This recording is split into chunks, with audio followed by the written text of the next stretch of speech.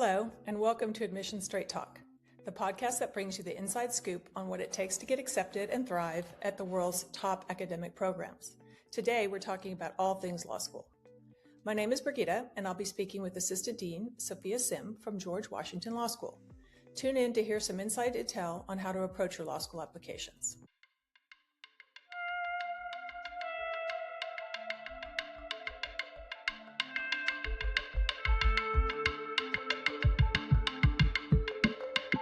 Before diving in, I just want to introduce myself because I'm a new host. My name is Brigitte, and I work with Accepted to advise students who are looking to go to law school. It's a long process. I have lots of questions. My students have lots of questions. So we're excited for this opportunity to speak with Sophia. Also, we've interviewed Sophia once before, so I hope listeners will go back to that interview. You can learn a lot of interesting things about GW and what makes them unique. Sophia, welcome.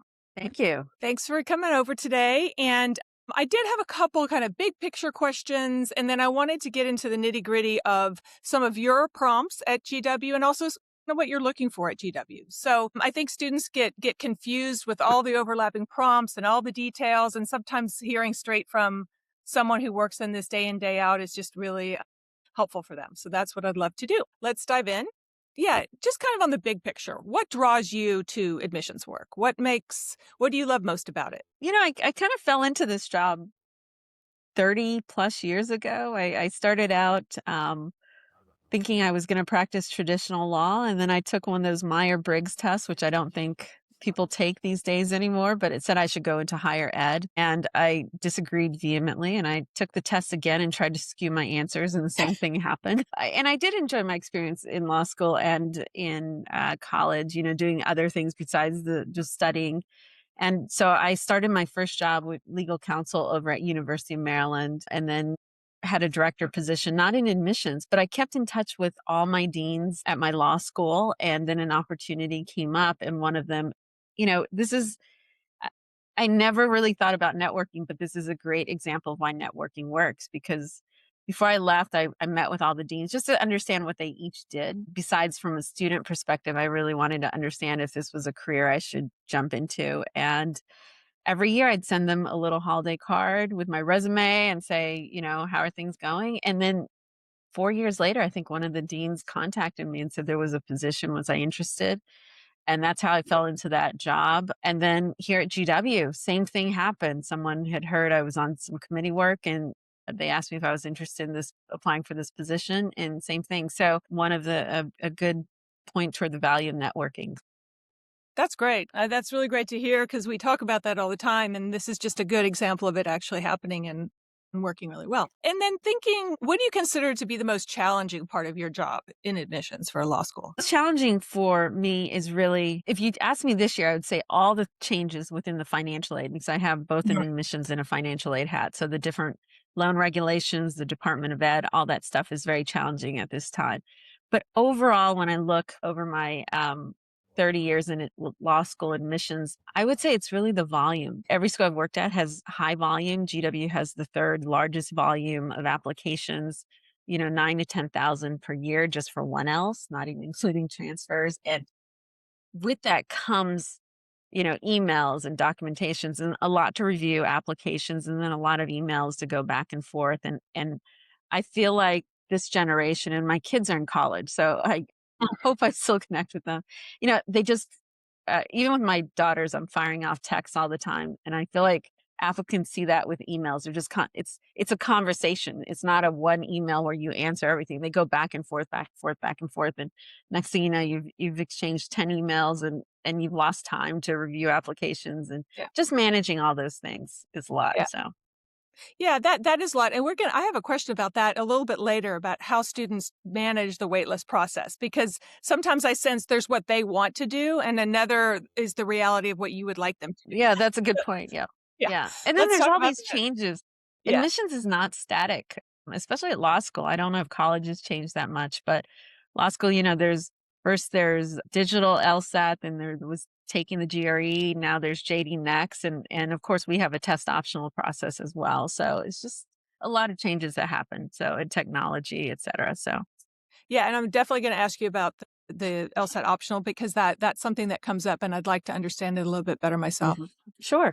Two more kind of big picture questions. What do you wish applicants understood about the process that they don't seem to understand? You know, probably two things. One, I wish students understood that it's rolling admissions. I know a number of law schools still try to review the bulk of applications closer to the deadline, but GW, because of our volume, we have to keep the trains running, keep decisions. So we start making decisions in mid-October.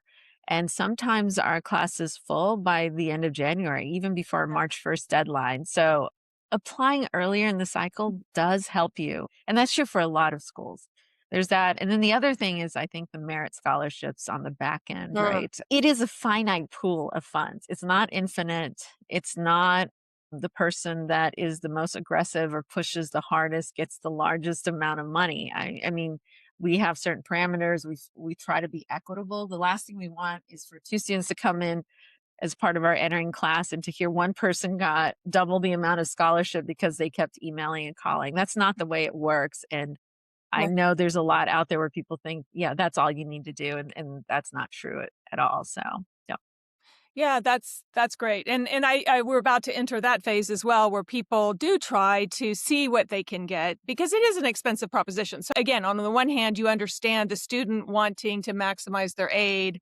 On the other, I do understand you want to keep that equitable so that students aren't comparing and getting, It's uptight hard before to they even really get there. delve into merit scholarships, but it's become its own little kind of animal.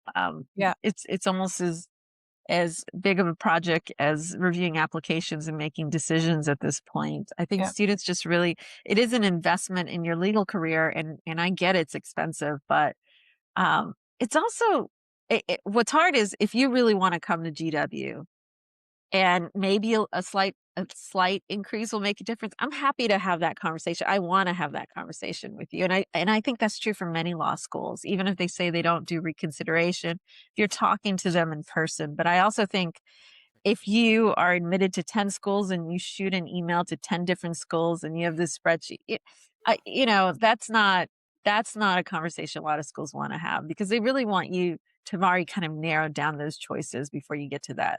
And I understand from the students, it's almost the opposite, right? They want to see who gives them the largest package. So Yeah, but that every once in a while I do run into the student where I feel like it for them it's almost this competition. How many schools can I get the most money out of? And that's probably not the best approach. And I usually counsel them at that point just to really think, what do you want, and then go for that rather than keep all these 10 in the air. But great advice. That's yeah. excellent advice.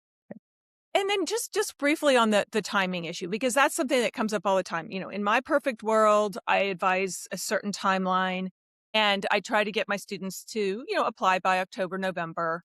And I think that works for all the reasons that you're talking about. What happens when someone applies yesterday, February 1st? Who from that pile gets seen? I Yes. suspect I know. And who maybe languishes and never really gets seen? Right. And so that's a tough question. And I always tell students I don't want to cause panic or anxiety because if you feel that you can put together a stronger application if you wait until after Thanksgiving or in early January, then you should wait, right? You don't want to put together you want to be ready to hit submit before you do, but you also want to plan ahead if you can and get it in as early as possible. So February 1st, I mean, I review the bulk of applications as does the director and the associate director here within my office. So we're all looking at the applications. It's just there's very few spaces at this point. And so we are looking very carefully. I think we try to employ a holistic process. It's more holistic at the beginning when we're Mhm. fresh and we haven't reviewed. I mean, I think I've reviewed about 4,200 applications at this point, right? And so it just really depends where you are and how strong, because we're comparing you to the other applicants at this point, and can you stand out from them? Yeah, that's really good advice, or it's really good to hear you say that because it gives credence to this idea that you should apply as early as you can. Of course, sometimes things happen. We never plan to have a January LSAT, but sometimes it does happen. And so Right. you kind of have to know what you're getting into. What's one thing in the process that confounds you from the applicant side? Something head scratching that candidates do Yes. or say. It's always the small things that confound me. I think, not always being impolite, I would say, not to Mm. me necessarily, but to others in my office, because I do hear about that, or just not understanding this is a professional school. We're assessing you on a number of qualities. And here's a good example. I had a Zoom session of an information session last week.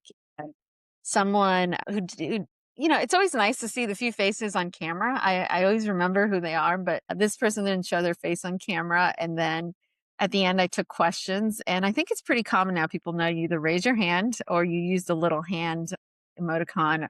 And what she did was she kept asking questions, even though there was people that raised their hand. She just kept talking. And I said, well, there actually is an order. She explained that she couldn't see that, and then would continue to ask her question. And then I said, well, if you can't see, maybe put it in the chat. There's someone monitoring it. And then she said that her question wasn't getting answered quickly enough, that she would Mhm. like to get her answer now. So Yeah. those kind of, there is Yeah. some etiquette to that, I think, that we are, and obviously a virtual session is not an info session is not designed to assess you for application, but it's hard to Right. forget her, right? And her name. And so I would say those kind of things, like just being respectful and polite through this process, and understand we're moving as quickly as we can, and just treating everybody with a level of respect is something that I think is important, not here, but also in your legal career as well. So that would be something that it just puzzles me a little bit about, why do that? Do you think there's a level of anonymity that there really isn't always? That's great. That's a really good example. Yeah, where you've distinguished yourself in the negative direction. Yes, that's a good way to put it. I know some people are always trying to stand out in a positive way, and that's great too. Emailing or saying hello, or stopping by our table or something, but it's those few rare cases where Yeah. you remember. So let's talk a little bit about the waitlist Mhm. scenario. Earlier in the cycle, it seemed like GW was waitlisting a lot of folks who didn't have 170. So that's a lot of folks. So Uh-huh. you're going to have a pretty robust waitlist, I'm assuming. Tell me a little bit about what to do, what not to do. Sometimes students, they're nervous and they haven't heard it all. And so they want to communicate pre waitlist, decision. Is that okay? And when is that okay? And then once there's a wait list, what's the right process for them? Sure. So we try to provide as much information in our waitlist decision letter as we can, letting them know the list is unranked, that we have scheduled several virtual sessions to kind of answer any questions that someone may have. But the waitlist process doesn't really kick off until after our first deposit, so after Mhm. April 15th. So nothing is going to happen until then. You're welcome to send emails, letters of continued interest, and people will respond, and we will collect that information, but we will not review an application again until after April 15th, because we're so busy trying to do an initial review of all the other people that have applied at this point. So Okay. nothing is going to happen. And I occasionally get emails, and I always respond to them as well. So there's nothing. It's one of the things we do, maybe because my children went through the college application process. You don't want to feel like a number, right? You want to feel like this is a school you might want to attend.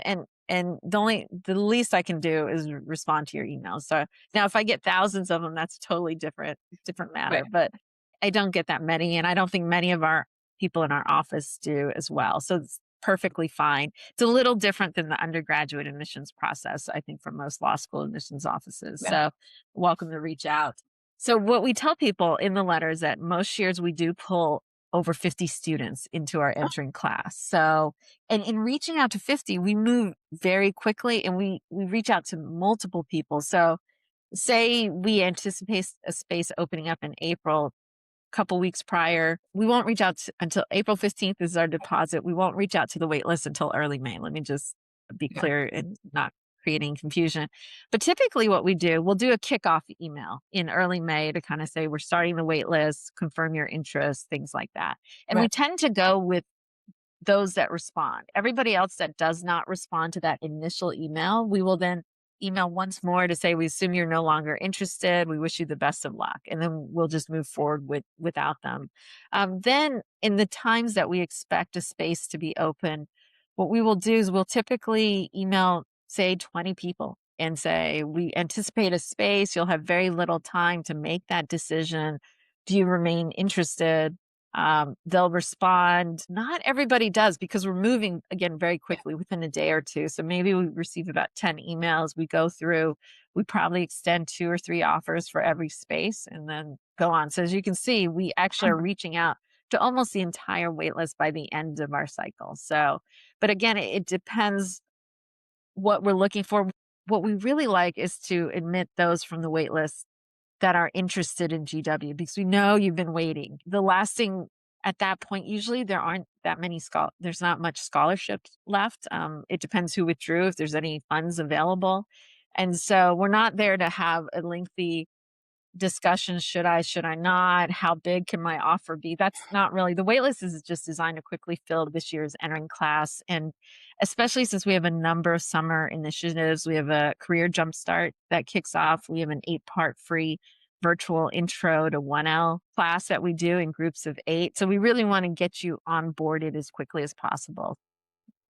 That's great. That's really great information that students are asking. So it's really good to hear the nitty gritty.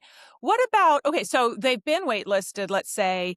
Is one letter of continued interest between sometime between when they were waitlisted and April 15th? Is that sufficient? We will ask you, we'll specifically say in that kickoff email in early May that even if you've submitted something, we ask you to submit again. Because even Okay. if you tell us in January that you're absolutely 100% committed to coming, you're still waiting to hear from other schools Right. or scholarship offers, or maybe you're signing a lease or looking at apartments. Who knows there's a lot that's going to happen within that 5 months. And so that's why we would ask you to just resubmit, even if it's the exact same letter. We just want to confirm that you're still interested. And Yeah. hopefully you have some updates, right? If you're still in college, maybe you've graduated with honors or something you want to let us know. So, Okay, that all makes good sense. So one nice Loki that what we call them Lokis, but it's LOCI.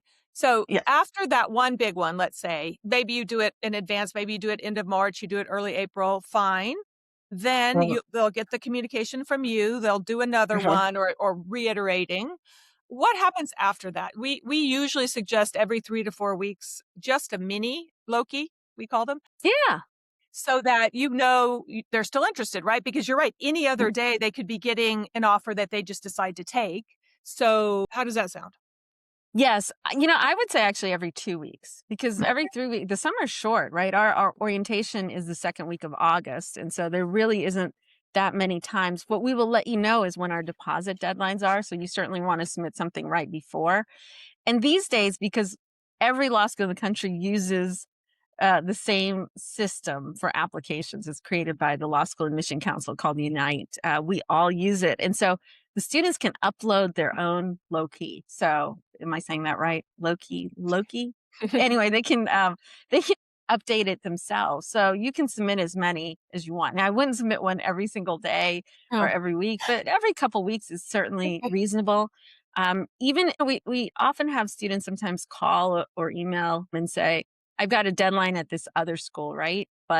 And once I make that deposit, I need to make this decision or I need to sign a lease or something.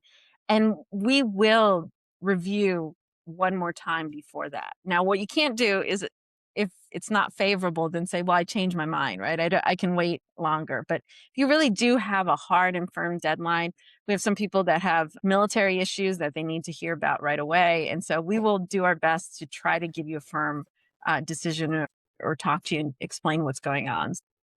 Okay, that's all really good to know. And these subsequent letters of continued interest, can they be short?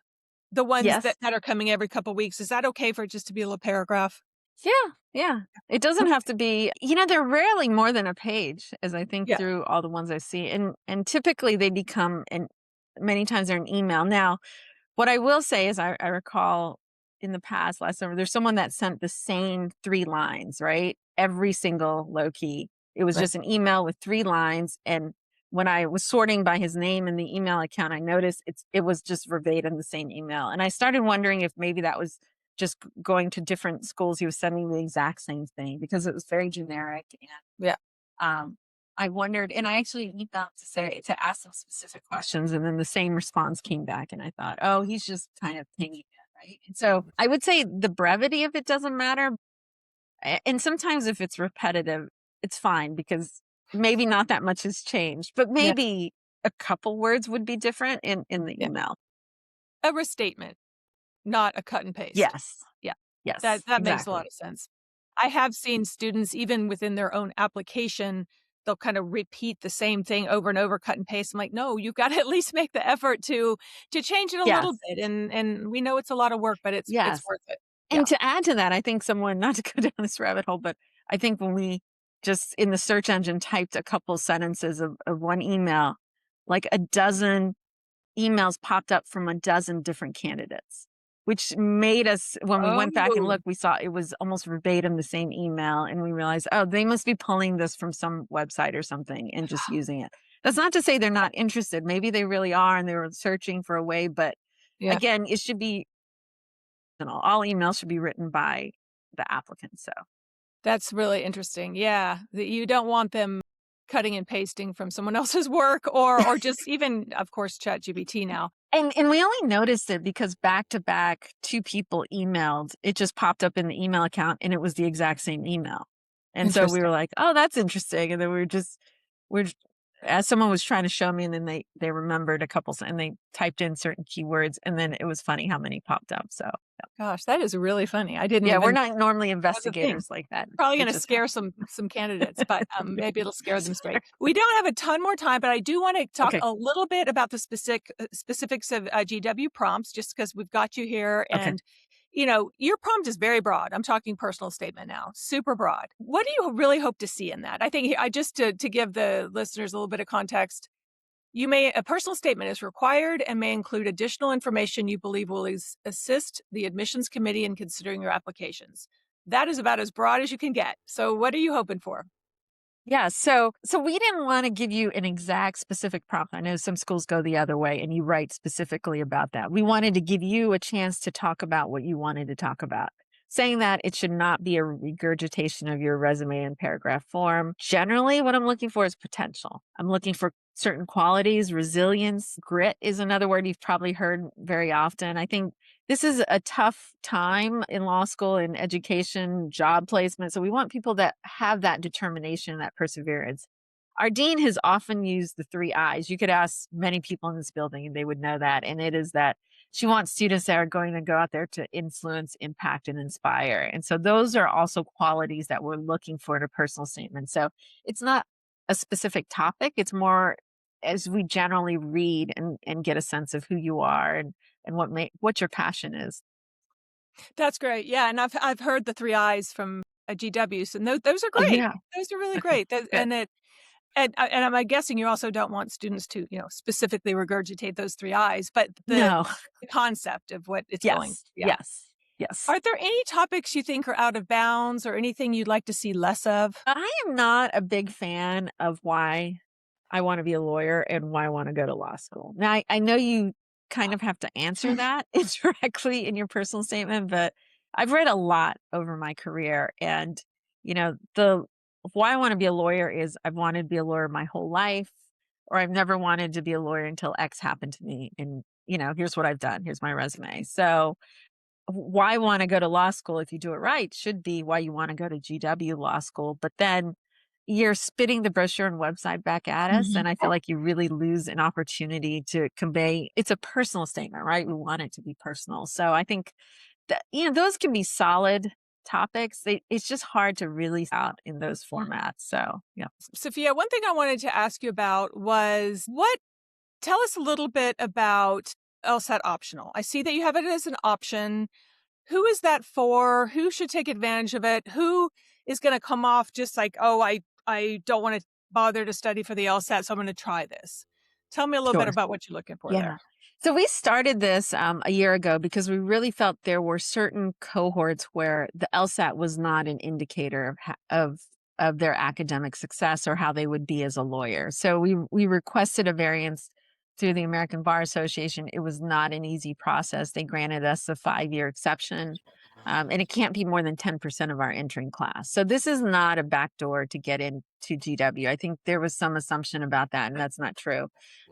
So there's 5 scenarios where you can apply through test optional. If you've take passed the patent bar, if you've served in the military, hard to take the LSAT if you're active duty, if you're part of a PhD program or a doctoral program. There have been other doctors, MDs, pharmaceutical doctors, a doctoral program. And then if you've had at least 4 years of professional work experience, and Mhm. typically we're looking for a lot more, but that's our Okay. benchmark. And then finally, if you're a K through JD or you're currently in school, the only thing that could possibly you could apply through test optional is if you have evidence social entrepreneurship. And that's something you have to get pre-approval from us for. There's a form. We ask you a number of questions such as, is this a 503c organization? Are you the founder? How big is your staff? What's your business plan? How do you measure success? How long have you had this organization? All this kind of stuff. So this is not someone that has volunteered someplace. That's not what we're looking for in that case. That's really interesting, all those specific categories. I don't think I was aware of all the nuances there. What about someone who has an LSAT score but doesn't want to show it? That's okay as long as they're under one of No, those. you have if you've taken the LSAT, you cannot apply test optional Okay. Yeah, that was one because thing. that's only an option. If you can't, these were cohorts we thought really well, maybe not the social, but the other ones. Sometimes you just couldn't take the LSAT. There just Yeah. wasn't time. Yeah, Yeah. or some have been really older and don't in their careers and don't have time to prep for it or things like that. So Okay, let's also talk about the part-time program because it's one of those things that for a certain kind of applicant, it's golden, right? And at the same time, I think some people also want to use that as a backdoor. And right, if they don't quite have the LSAT score, don't quite have the GPA, and of course we're empathetic to that. But what are you looking for, and what should students be aware of if they try to use the or want to right. use? We are looking for full-time work experience. Typically 100% of the entering class for the part-time has full-time work experience. The test optional, it's worked out that more have applied through the part-time. So, when you look at the metrics, probably not quite the same, but they have other things that we feel show potential and promise. Yeah. So those are qualities we're looking for. At GW, there's open switching between divisions. You can switch back and forth between full and part-time. It is some people do come here hoping their career will work out, and sometimes they don't. And then there's others that want to switch because the job market, they want to get their foot in the door or that network Yeah. while they're in schools. So when I do work with students who have full-time work, they're trying to figure out if they should leave their jobs and go to school full-time, and move on from there, or if they should keep their job and try the part-time. And I know it's a hard decision to make, but when Right. someone has employment on their resume and decides to do the part-time program, are they expected to keep that job or No. not necessarily? Okay, that's good to know. No. So, I mean, I just do admissions, right? Once you come in, if the job doesn't work out, that's fine. We've had a police detective, didn't always work out. There was a principal that was at a high school in Baltimore and he was coming in every night and it just didn't always work out, right? So sometimes you have to make that tough decision. I know how the metrics look, but I should also point out that the part-time is typically only 25 students. So it's a very small cohort. So it's not necessarily that, given the volume of people that choose part-time, it's not necessarily easier to get in. We're just looking for slightly different things.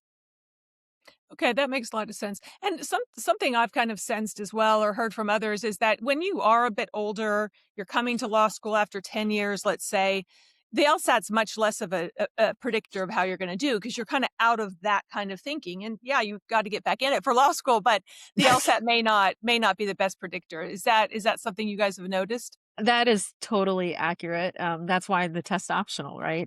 With the work experience. I know if actually I have tried to take the LSAT again, but Oh, just in my practice test, it was on a committee assessments where they made us take a section and my score wasn't nearly as high as when I was applying to law school. So I think it really, you're brave. I don't want to say I'm not as smart as I was, but I think it's a little different. So Well, we're out of practice. I mean, I took the LSAT many yes. decades Yeah. ago, so I'd be a little scared to take it now, I think. But that was definitely brave. Variety of students, right? The ones who are still a junior in college or just graduated or people with all kinds of work experience.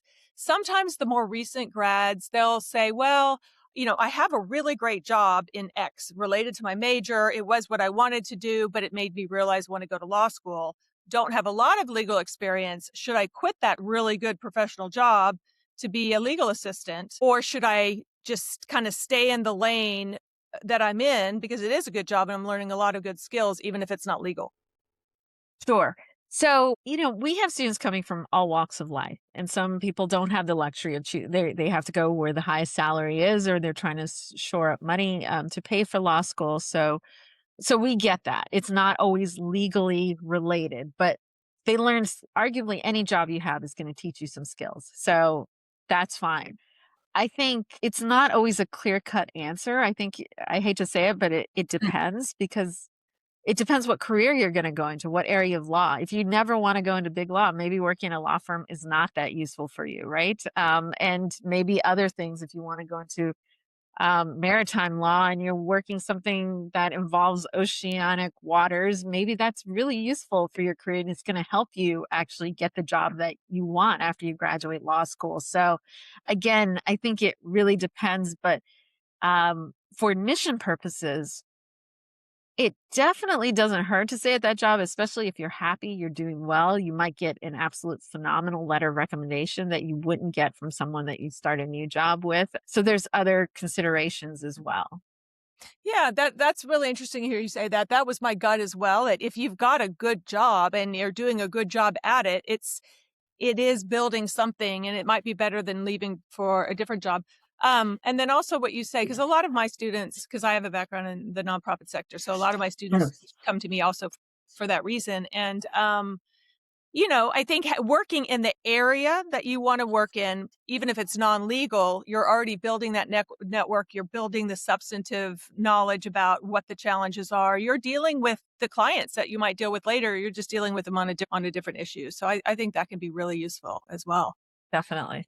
So, Well, Sophia, thank you so much for joining us. Do you have any last comments that you'd like to share with our listeners and our students? not really. I really I wouldn't have been doing this for 30 years if I didn't love it. It's such an honor to be part of this kind of milestone part of students as they embark on their 40 plus year legal career. So I always welcome students to come visit if they want. My door is right in the entrance. They can always pop in and say hello. So, but beyond that, if people have questions, they're always welcome to follow up. You, of course, as well. You're That's great welcome. to know. And it's really also great to know that you welcome people to drop by because sometimes that does come up. And we always want to do that balance of getting the information you need and making that impression you want without annoying you guys in the admissions office. So, but it's good to know it. I mean, most people are not, and they're wonderful. And so it's always nice to put a face to a name, especially even now, post pandemic, right? It's hard to see people and it's always nicer than emails. So no. Well, thank you so much. And really great talking to you. I learned a lot. Good day.